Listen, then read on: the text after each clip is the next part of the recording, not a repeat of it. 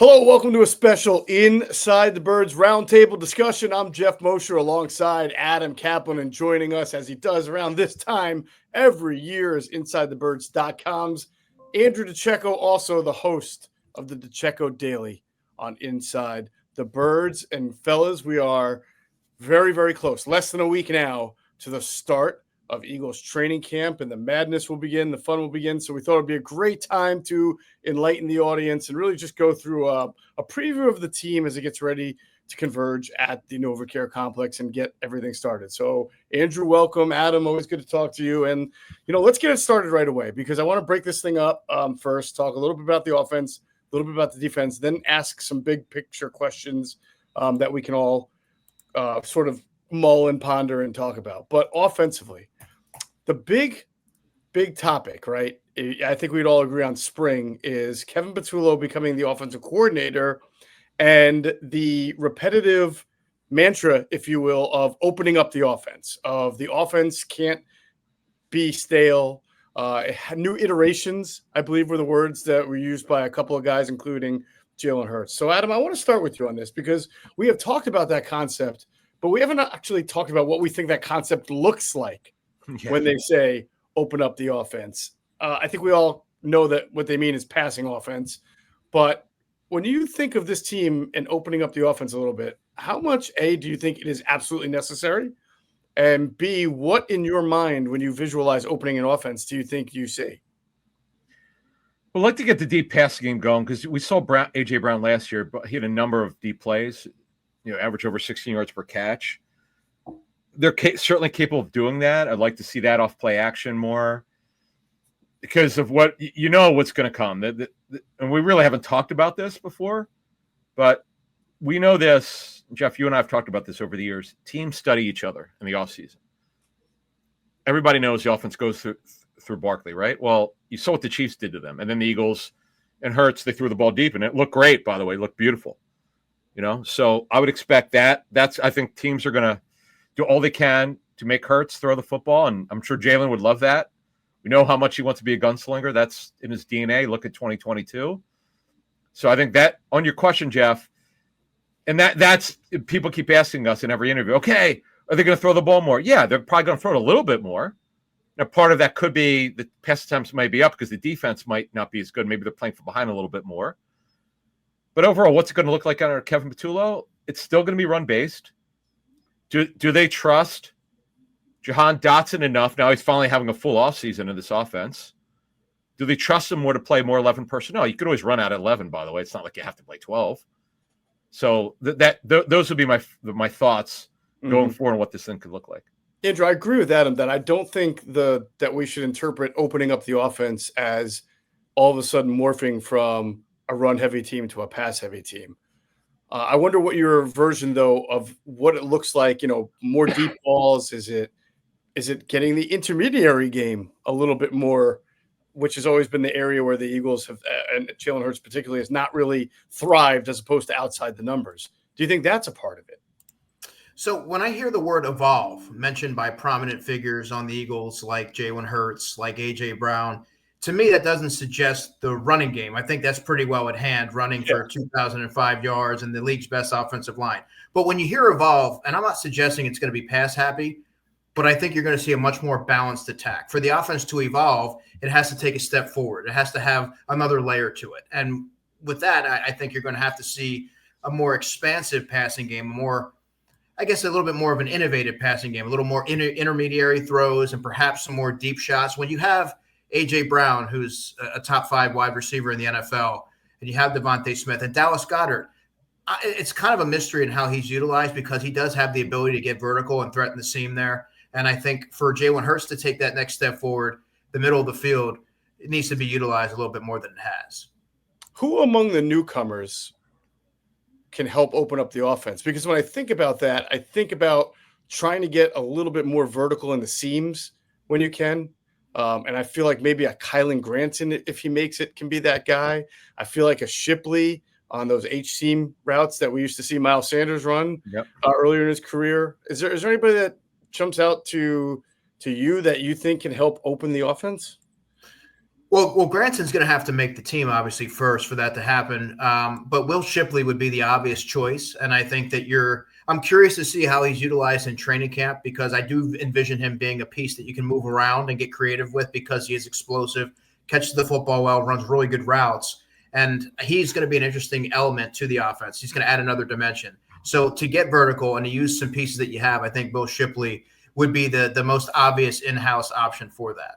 Adam, do you think it's better for the team overall if Kylan Granson has a really good camp and makes it as a tight end than, say, Harrison Bryant, who can catch the ball more so in college than he's done it in the NFL, but probably doesn't stretch a field the same way that Kylan Granson is, because he's a little lighter and a little faster? Yeah, well, because you're talking about more explosive plays. If Granson could be a factor, the key here is, could someone give them a different look than Grant Calcaterra? Calcaterra tries to block. He's gotten a little better at it marginally, but it's not good enough. Bryant's a better blocker. Bryant's a two-way player, run after the catch guy. He doesn't have Granson's juice. Granson's smaller and faster. But the cool thing about this is when they play 12, you've got Goddard, who could be the Y, could be the F. You could use him in a variety of ways. And obviously, if Bryant is the 2, Bryant could be the Y, and you can move Goddard. And that gives them a different look, because Andrew talked about how things could evolve a little bit. I'm not blaming Kellen Moore. It was his first year there, and he just got a head coaching job. He did a good job. But we wanted to see a little bit more diversity with their offense last season. We didn't quite see it. Now, I understand he wasn't really running what he had run in the past, heavy 11 personnel. I know, talking to people know Kellen, he's a guy who would run 10 personnel. It just didn't, you have the best running back in football last season. You run what you run, and it by the way, it worked damn well with Barkley, so can't argue against it.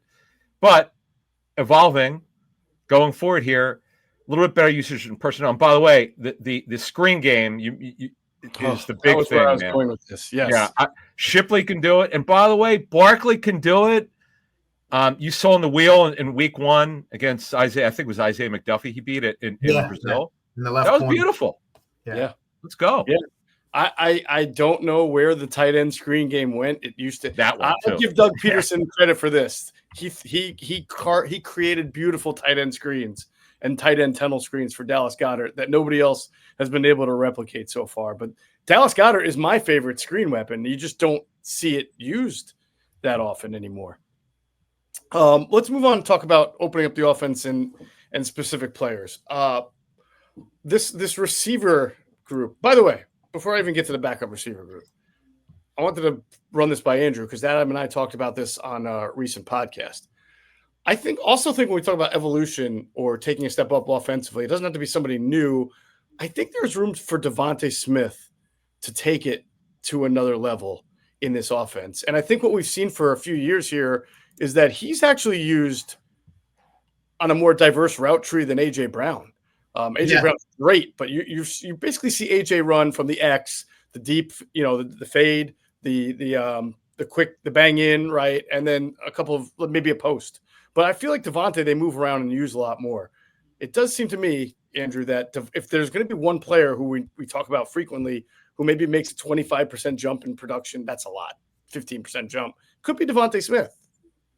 Yeah, I would say Devontae Smith for sure, because he does run such a diverse route tree, and I think that he could be the player that they turn to for deep shots, and if they lean heavier towards intermediary routes, he would be the obvious choice.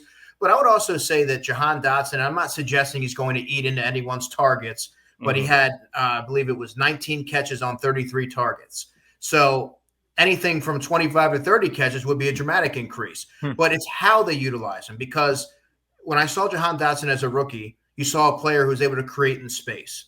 Last season, he never was really afforded that opportunity. He also didn't have a full offseason. So I think if you can get him vertical, maybe you get him on the move, you can open things up and utilize him in a different way as well. So I think that there's going to be a couple different players that are the beneficiary of some more targets. Yeah, Adam, I mean, Jahan is a tough one, only in that sometimes he's miscast because he's not necessarily a slot receiver, but he's had to play there. And then when you put him on the outside, because he's only, 5'10", 5'11", he's a small guy. Yeah, he's probably like 5'11". Yeah, you can bang him around a little bit. That was the big reason Washington, we talked about getting rid of him. It just didn't play for contact. really, or one of them. Yeah. So I've kind of, I'm a Penn State guy. I've always wanted to see him succeed and flourish and show. He was amazing his last year at Penn State, Adam. But I just wonder how he finds his identity in this offense with a healthy AJ Brown and a healthy Devontae Smith. Well, it's two things. A, how healthy are they? Because he's the next guy up. A, and B, how much 11 are they going to run? They were so low in 11 because they didn't need to, Yeah. But that's on Andrew's point about evolving. As you guys were talking, I was thinking about, okay, we just talked about the tight ends. You talked about the tunnel screens or the hide screen that the Rams run with Tyler Higbee, and he kills it, by the way. He's so good. He's so good doing it. So good at it. He gets real small. Yeah. I like to see diversity of the playbook, bringing some new wrinkles. And this is, by the way, with Patullo, because he knows all. This is one thing on your point, Geoff, and what could look different. Remember, Kevin Patullo, this is his 5th year here. He knows all these players, and Dotson, he's new to. That's the thing. He knows all these guys, so he knows what they're good at. And Kellen, again, it's not a criticism of Kellen Moore. He didn't know. He just got there last year, so he didn't know these guys. Adam is 100% right about this. That's something that isn't often taken into account.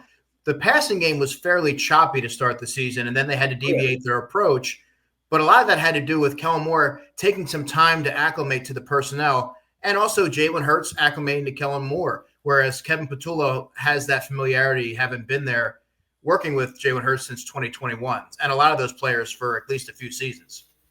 I feel like and we forget about this because, the Eagles win the Super Bowl, and it seems like anything that happened before that didn't exist. But the passing game to me was basically just average for like 13 weeks until that Steelers game, right? Where all of a sudden they come out spread and no huddle, and Jalen's throwing it all over the place, and they score 27 points. They go up to 12-2.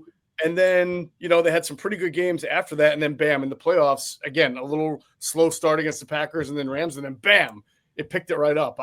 This passing game is like mind-boggling to me. But I do agree that the comfort with Kellen Moore and the personnel was probably an issue very early on. I was just going to bring this up. They weren't really on. It didn't seem like they were on the same page. And I think that had a lot to do with it. Sure. Right. That you pick it. You mentioned the Pittsburgh game, Hurts' best game in the last 2 years. Not only was he incredible, they did it without Goddard. Brown and Smith had over 100 yards. And remember, Brown hurt his knee in that game. When they were up big, and they should have taken him out. But Hurts was so aggressive. I would say it's one of the best games he's had as an Eagle. And the best game was the Super Bowl in 22. Man, he was dealing. And I remember saying, we were watching that game, we're like, where the hell's this been all season? You know? Right. And on those concepts, and I know Jalen, like most quarterbacks, likes to go faster, no huddle, give him more responsibility, which he's asked for and he got. It was a dominant offense, and it was one of those games where I felt, had the game been close, Hurts might have had 290 in that game. He might have had 400 yards. They could not stop him in that game. No. Yeah, it's funny because that game was the epitome of something Greg Cosell had been saying for quite a bit all year long. And it's funny that people forget that Greg says this because it's a really positive thing about Jalen, and they only want to act like Greg says negative things. But Greg said that Jalen has one of the best abilities he's seen to know when to get the offense in and out of no huddle and how to use it advantageously. And I really remember that Steelers game sticking out. And I remember watching the tape and seeing how they went no huddle right after who is their really good interior pass rusher? We know they have. It wasn't Watt because he was hurt. They have Keanu Benton. Yeah, Keanu Benton. Yeah, Benton and Hayward both left the field. So because they were bringing on some run personnel, and then all of a sudden you see both the offensive coordinator and Jalen getting in sync and changing it and going up to no huddle. So that's a really good and underrated part of Jalen's game. That what you just mentioned, Adam, taking over control of the offense and having the autonomy to do things like that. Are a big part, but let's end offensive preview on this with Jalen. Jalen has said himself many times that this offense has to evolve and there needs to be a newer iteration of it. And when you're the Super Bowl MVP and the highest paid guy and you make that statement, well, that doesn't mean everybody else has got to figure out a way to evolve, but not you. So I feel like that you hold Jalen to his word and say, hey, look, part of evolving this offense is to figure out a way to utilize that middle of the field, or else teams are really going to start game planning ways to try to do everything they can to defend outside the numbers and force you to. So do you agree, Andrew, that this is an area that Jalen's got to figure out a way to make another progression in? Oh, absolutely. I mean, there are areas of his game that you'd like to see take a leap forward, and utilizing the middle of the field is something that has been glaringly absent from the offense for a number of years now. But also, to take this a step further, utilizing the running backs in the receiving game, because it seems like every summer you see it, whether it's DeAndre Swift, last summer it was Saquon Barkley. Adam, you remember. And then all of a sudden the season rolls around and none of that comes to fruition. I don't know if it's a comfortability thing, but they have the talent to do it. And someone like Will Shipley can give you a unique dynamic to the offense. Let me tell you something. We've seen him be able to do it. And I think you talk about evolve, you automatically think passing game downfield. No, it's certain tweaks that you have to make, whether it be field usage or even getting other players involved so that you're adding some variance to the equation. I think that has to be a big part of it. So Andrew and I are training camp last summer, and I'm standing right next to him, and Gainwell and Shipley are rotating. And Shipley's ability to take the ball and turn his hips and get upfield, Gainwell can't do that. No. And I said, Andrew, right there is the difference. I get Gainwell's a better pass protector. Shipley's got to prove himself and all this stuff, but you just see the juice. That's as a changeup, Geoff. You want to know what could be different? Well, they didn't really use Shipley last year because Gainwell was ahead of him. Well, Gainwell's gone. Dalen's not fast.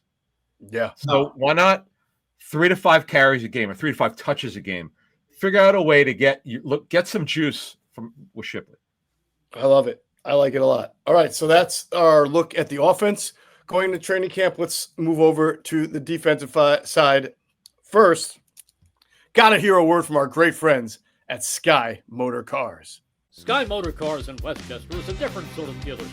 All it takes is one look at their Highline pre-owned vehicles that people all over the country want and need.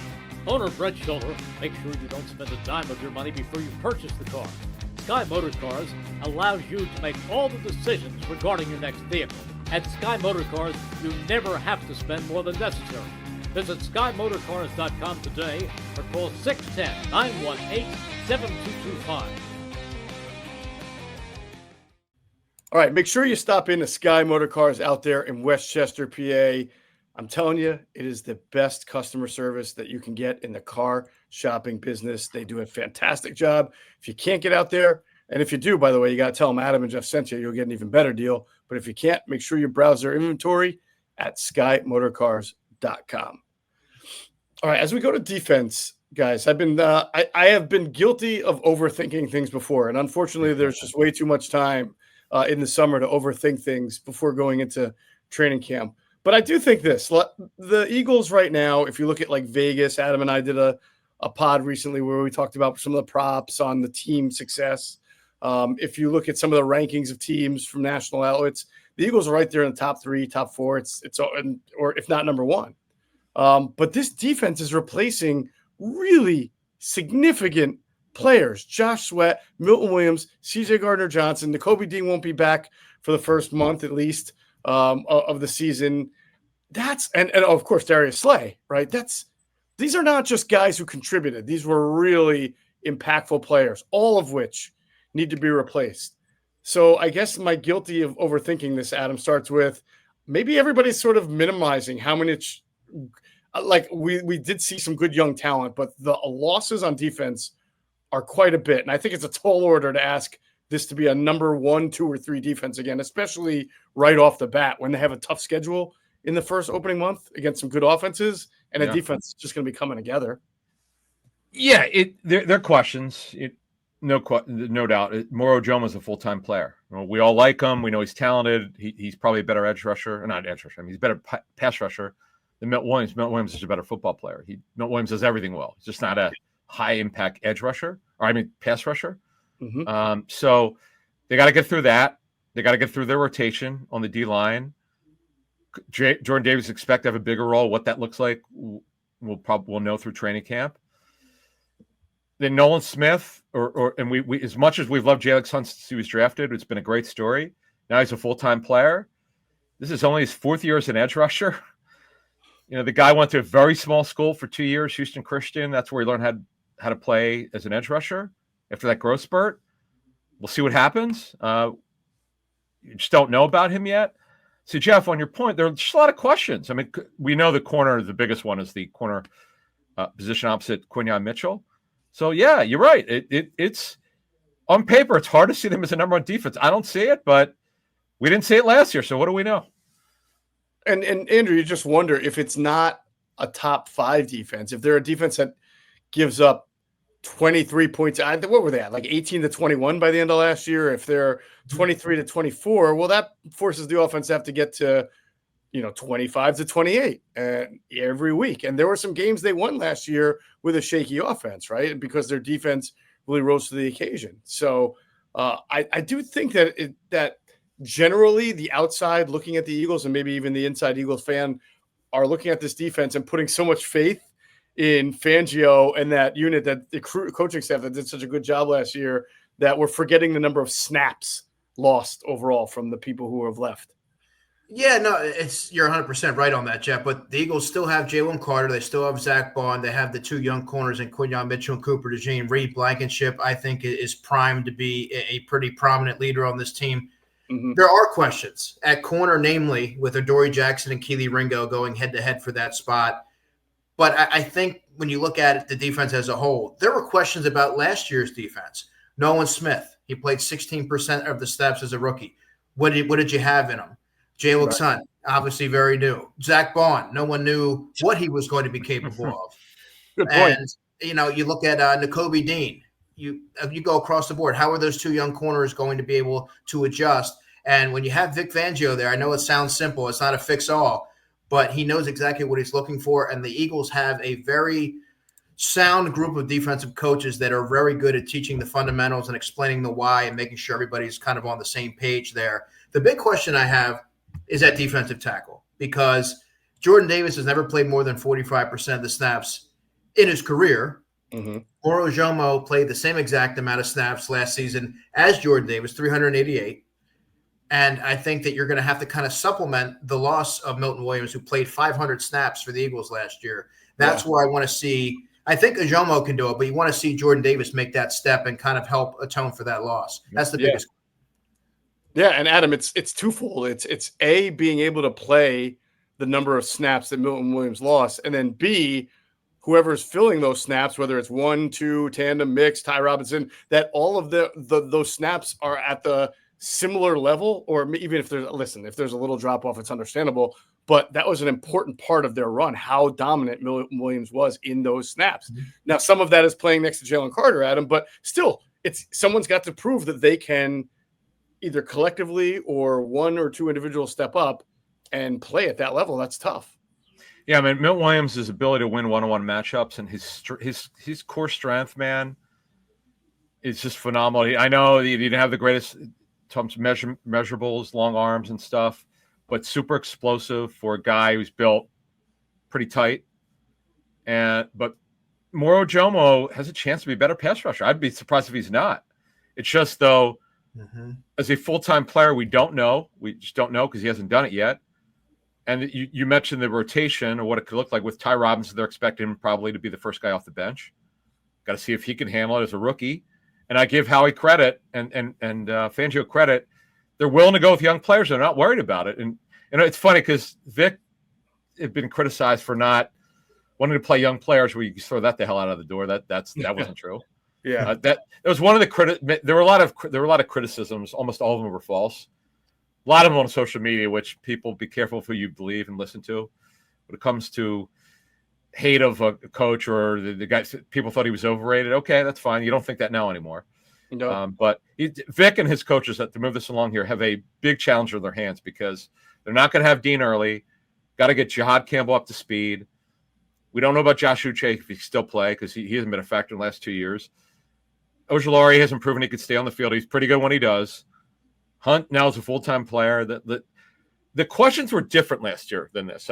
Andrew's points are really good, but they're different this year. They're almost completely different, to be honest with you. Right, I agree. I feel like last year the questions were: Can this guy play? Can Zach Bond and Kevin White be a good linebacker core? Because at the time, that's what people were thinking. And now it's just, can they grow? We've seen that Nolan Smith can play. We've seen Jalen Hurts can play. We've seen Moro Ojomo can play. So I agree with you on that. The question are different. It's just that there are so many guys that we're going to be asking, can you grow? Can you grow? Can you grow?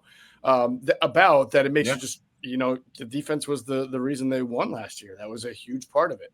Linebacker. We were talking about Nakobe Dean. Adam brought up a really good point. And while he was talking about it, Andrew, I thought this in my head. So I'll ask this to you, and I'll get your opinion on it too, Adam. Is there a scenario in your mind where when Nakobe Dean is finally 100% healthy and ready to play, that he is not going to be the starter? I think that's likely. I think if Jahad Campbell – wow, okay. Well, here's the thing. If Jahad Campbell is proving that he's really transitioning to the NFL really well and being a high-impact player, why would you take him off the field? Or even if Jeremiah Trotter is playing at a really high level at junior. I mean, yes. But yes, your point is that they are going to look at Campbell, and he is a great athlete, right? So you don't want to disrupt continuity for the sake of doing so. That's not to say that Nakobe Dean wouldn't have a role. He's really good as a downhill player, and I've mentioned this to you guys before. I believe that he was the heartbeat of that defense last season. His personality and setting the tone and his leadership.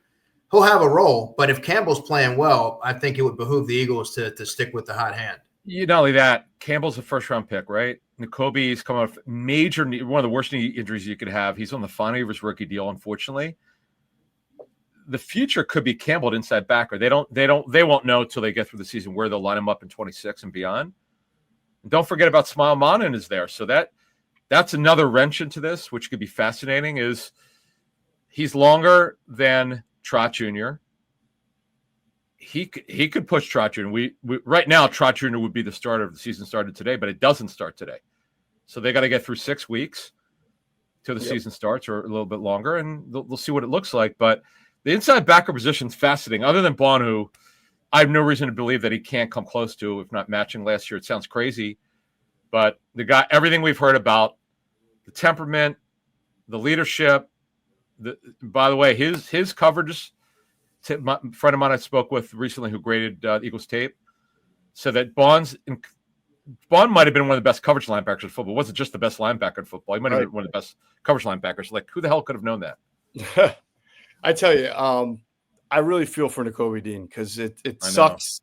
He was really coming into his own last year. You're starting to see what made him such a great player at Georgia. It took some time, but it was there. He was the leader of the team. That interception against Jacksonville was amazing. Just, Andrew, you wrote a great story about how he saw it coming before the ball was even released. And, for that to happen to him really sucks for him. And now, as you guys both mentioned, they got a first-round pick competing there, and then a kid in Jeremiah Trotter Jr. who had a really good career at Clemson, and maybe not the athlete, but has the sense and the instincts of how to play that position. This is the last year of Nakobe Dean's rookie deal, too, by the way. Yep. Yeah, and that's what makes it really suck all the more. And I'm really curious to see when he comes back if these injuries have not taken just an overall toll. It would be hard for me to believe that they would not. Oh, not only that, Geoff, think about it. Torn patella tendon, that's worse than an ACL. The rehab's longer. Yeah. Even because you mentioned earlier, okay, when he comes back, to think he'll even be close to what he was physically is just not realistic. It's going to be hard for him to get meaningful snaps even when it gets cleared. Again, we'll see with Jahad Campbell how he's doing. He's got ideal. You love the size for that inside backer position. He's bigger than Bond physically. Yeah. His frame's bigger. And Bond's a stud. And Mondin could factor in. We know Trot Jr. did very well in practice last year, from what we understand. So Dean might be on the outside looking in terms of getting a role. I mean, right now, I don't know what kind of role he would have. Yeah, no, that's true. It'll be fun to watch. All right, we'll finish it off here. We'll look at the back end. Obviously, a lot of eyes on that left cornerback spot with Keely Ringo and Adoree Jackson, and of course the safety spot with Sidney Brown and Andrew Drew Makuba, Reed Blankenship. Andrew, Adam and I were talking about this, and I thought Adam made a great point. It was a pod that I think we had Monday morning. Howie Roseman will not let one spot, derail what could be a very good team, what could be a good defense that comes together.